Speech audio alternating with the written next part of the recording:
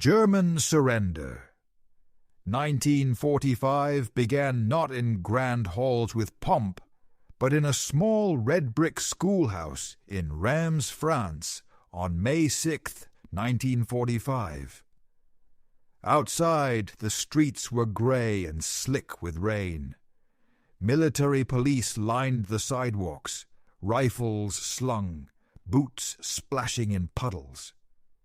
Inside, the Allied Supreme Headquarters of the Expeditionary Force, SHAEF, hummed with tension. Generals from America, Britain, France, and Russia checked their watches, sipped bitter coffee, and waited. Cigarette smoke hung like a fog.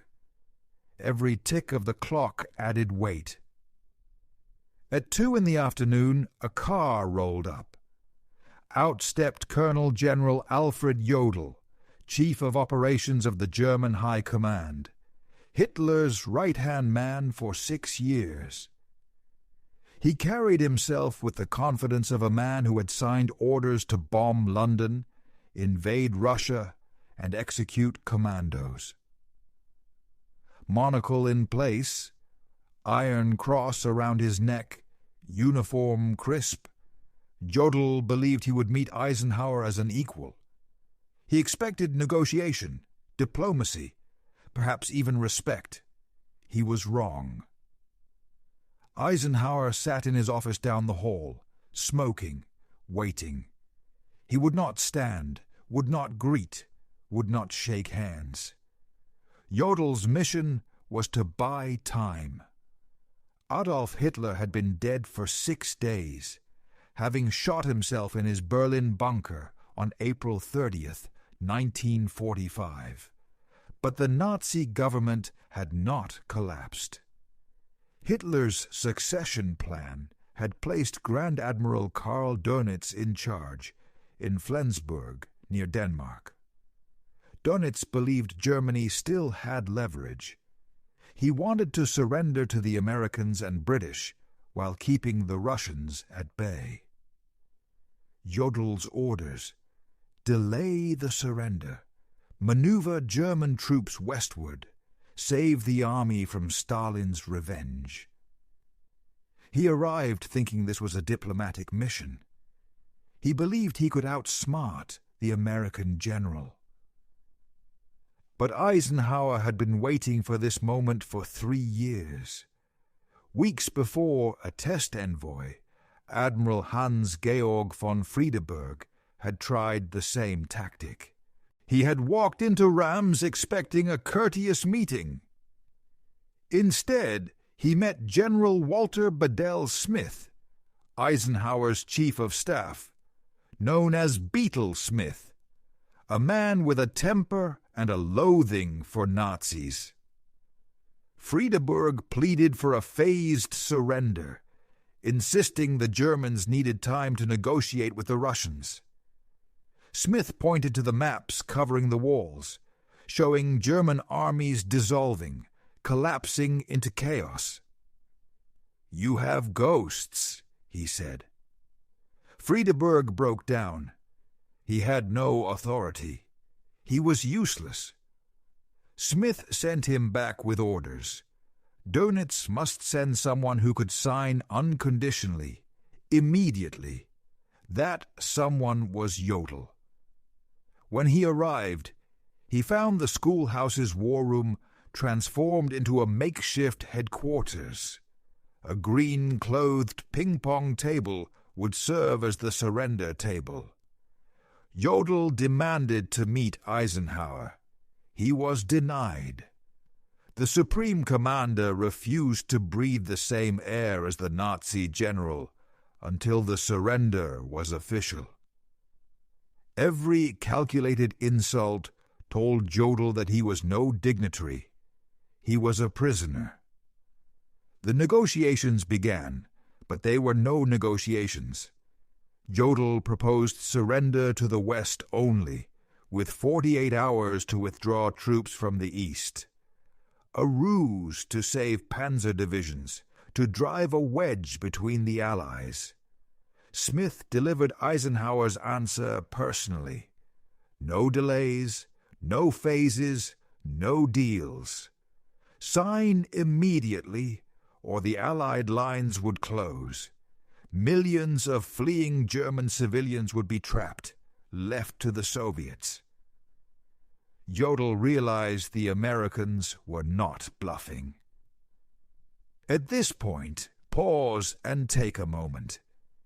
If you're enjoying this deep dive into the final days of the Third Reich, hit like, subscribe, and leave a comment. Who do you think was more cunning, Dönitz's planners or Eisenhower's patience? One sentence, one thought. It helps this story reach more viewers.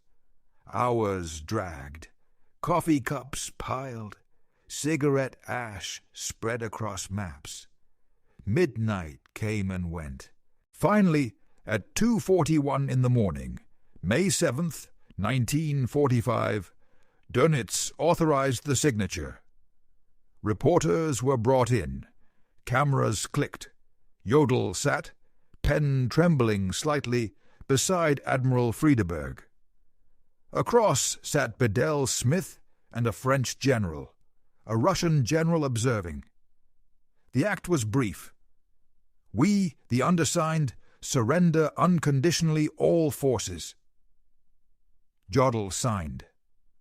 Others followed. The ink dried.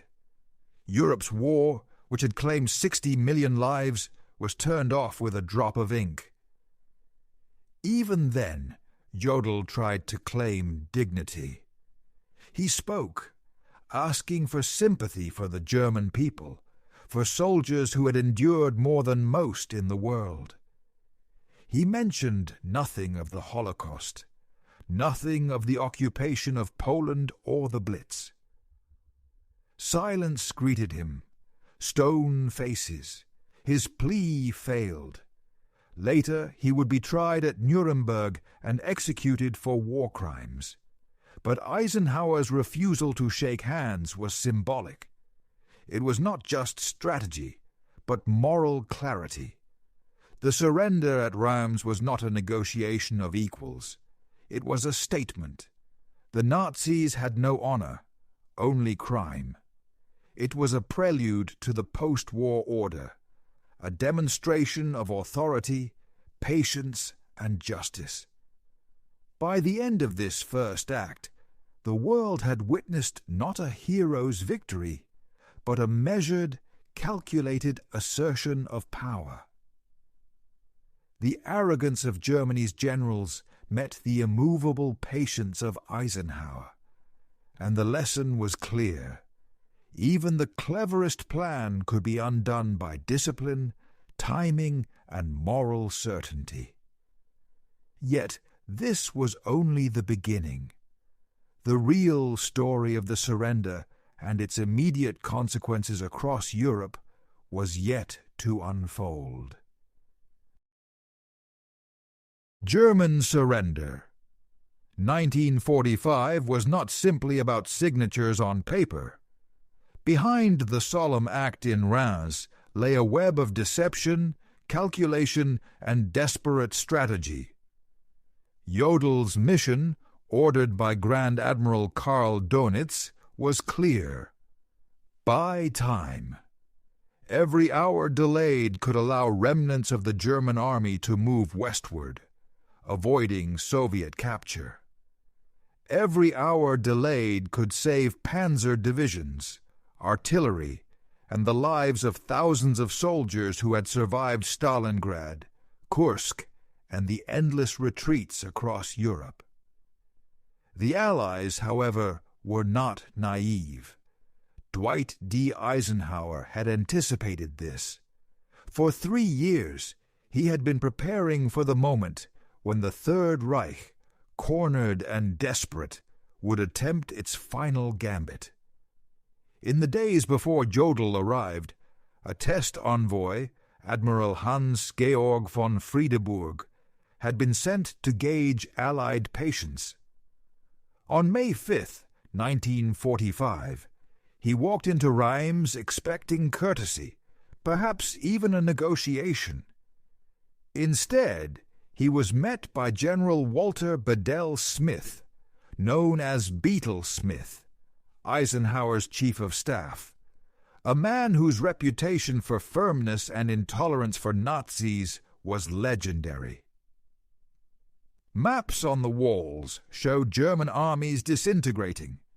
Entire divisions had ceased to exist. Columns of retreating soldiers were trapped in pockets, and cities burned under Allied artillery.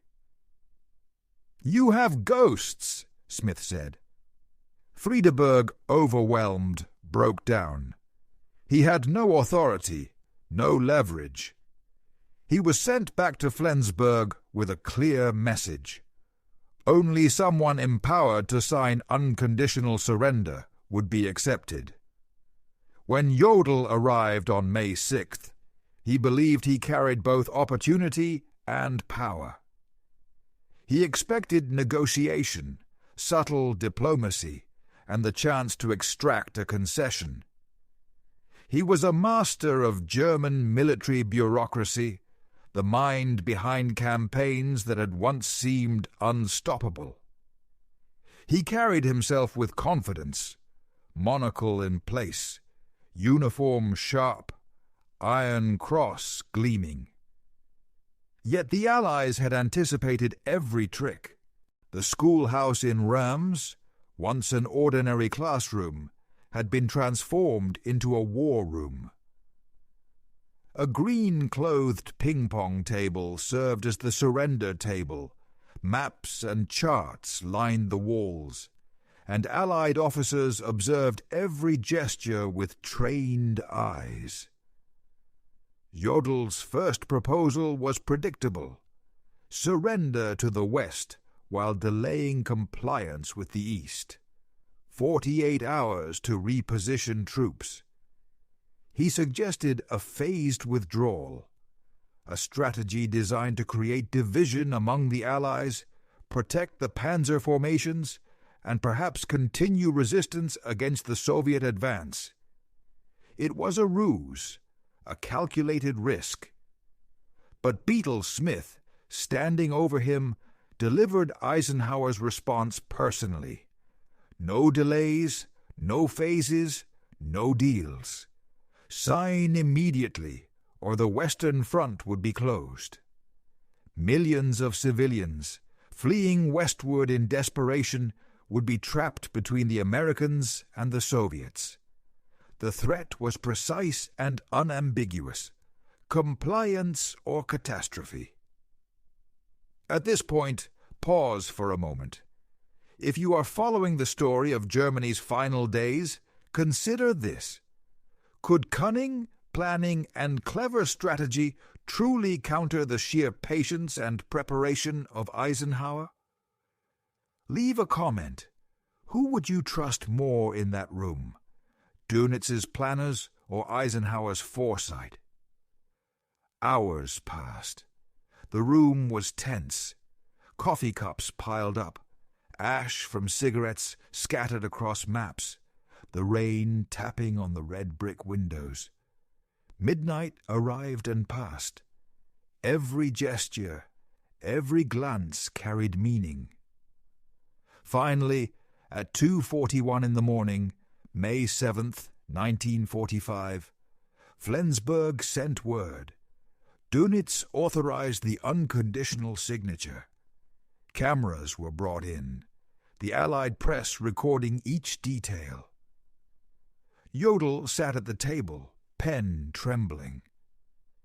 Beside him, Admiral Friedeburg observed. Across the table, Bedell Smith and representatives from France and the Soviet Union stood. The signing itself was brief, almost ritualistic. "We, the undersigned, surrender unconditionally all forces," the document read. Jodl signed, the pen tracing the letters with hesitation. Others followed. With a drop of ink, Europe's 5-year war, which had cost 60 million lives, was officially over. Even in that moment, Jodl attempted to claim dignity. He addressed the room, speaking of the German people, soldiers who had endured unimaginable hardship. Yet he mentioned nothing of the Holocaust, nothing of occupied Poland, nothing of the Blitz. Silence greeted him. Stone faces. His plea failed. This scene, however, was more than symbolic.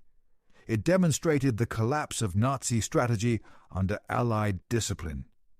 The surrender at Reims was not a negotiation between equals.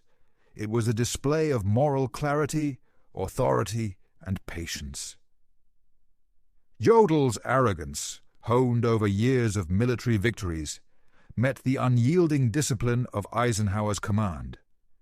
Every attempt to manipulate, delay, or negotiate was met with prepared resolve. The lesson was unmistakable. In war, timing, preparation, and moral certainty outweigh cunning alone. The immediate consequences of this surrender rippled across Europe. German units still holding positions in pockets were ordered to cease fire. Panzer divisions were immobilized. Civilians, previously fleeing, found security behind Allied lines. The ideological and operational power of the Nazis was dismantled not through battlefield confrontation, but through measured negotiation and psychological leverage. The story of the surrender, though formally a document, was also a tale of patience, strategic foresight, and the crushing weight of inevitable defeat. By the close of this block, the world had witnessed more than a signature. It had witnessed the collapse of a system, the triumph of Allied preparation, and the power of restraint over desperation. And yet, this was only the second act. The repercussions, the moral decisions, and the consequences for both civilians and soldiers in the final hours of the war would unfold with equal intensity in the next segment. German surrender. 1945 reached its climax in the early hours of May 7th, 1945. Jodl, pen trembling slightly, had signed the document that ended hostilities in Europe. But the story did not end with ink on paper. As he put down the pen, he attempted one last gesture, a speech seeking sympathy. He spoke of the German people, of soldiers who had suffered, endured, and sacrificed more than almost any other nation. Yet he mentioned nothing of the Holocaust, nothing of the occupation of Poland, nothing of the London Blitz. Silence fell. Stone faces, cold eyes. No one offered recognition. His plea failed. Even in defeat, Jodl attempted to assert dignity. He adjusted his uniform, straightened his monocle, and prepared to leave. But before exiting, he received an order he did not expect. General Dwight D. Eisenhower wished to see him. For Jodl, this was a final opportunity, a chance to negotiate the last word, perhaps even salvage personal respect. He walked down the hall to Eisenhower's office, the weight of 6 years of war pressing on him, the lives of millions he had commanded and condemned still hanging in the balance. Eisenhower stood behind his desk. He did not smile. He did not offer a chair. He did not extend his hand. In the context of German military culture, a handshake symbolized respect, honor, and equality. By refusing it, Eisenhower delivered a calculated moral statement. You are not an honorable man. You are dirt. The refusal itself was more devastating than any battlefield defeat. Eisenhower spoke with icy precision. General Jodl, you understand the terms of this surrender? Jodl nodded. Jawohl. All German forces must cease fire immediately. Any violation will be punished. Again Jodl answered, Jawohl. The exchange was brief, almost ritualistic. Eisenhower paused, allowing the weight of the moment to register. Then he gave a barely perceptible nod. Jodl was dismissed. The arrogance, the command, the illusion of power, all stripped away in a single encounter. After Jodl departed, the atmosphere shifted. Allied staff crowded around Eisenhower, cheering quietly, shaking hands, opening champagne. The war in Europe, which had consumed 60 million lives and reshaped the continent, had formally ended. Eisenhower held the 2 gold pens used to create the historic signature. He gave one to Bedell Smith, one to the British commander, but reserved the V for victory, shaping it with the pens for photographers, a symbol of resolution, discipline, and triumph. The immediate consequences rippled far beyond Reims. Millions of fleeing civilians found safety behind Allied lines. German units, still scattered across France, Belgium, and the Netherlands, were immobilized. Panzer divisions, previously feared for their combat power, were now inactive, rendered powerless by a single act of disciplined authority. The surrender demonstrated that moral clarity, strategic patience, and meticulous planning could achieve what brute force alone could not: the collapse of an entire military hierarchy. Yet the aftermath was not uniform. Admiral Friedeburg, who had broken down under pressure days earlier, was overwhelmed by shame. 2 weeks later, unable to bear the humiliation and the moral weight of his actions, he took his own life.